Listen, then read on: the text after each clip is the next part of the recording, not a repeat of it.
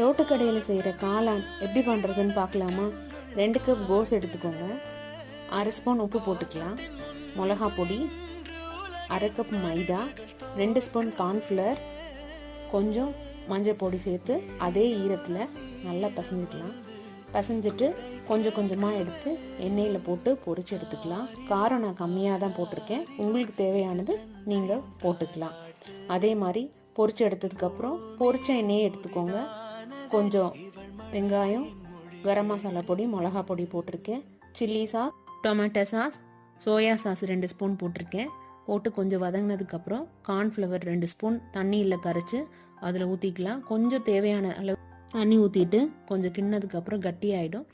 கட்டியானதுக்கப்புறம் பொரிச்சதை எடுத்து போட்டு வதக்கிக்கலாம். ரொம்ப ஃப்ரை பண்ணிங்கன்னா ரொம்ப கட்டியாயிடும். கொஞ்சம் நேரம் ஃப்ரை பண்ணால் போதும். காளான் ரெடி. டேஸ்ட்டு அல்டிமேட்டாக இருக்கும். ட்ரை பண்ணி பாருங்கள்.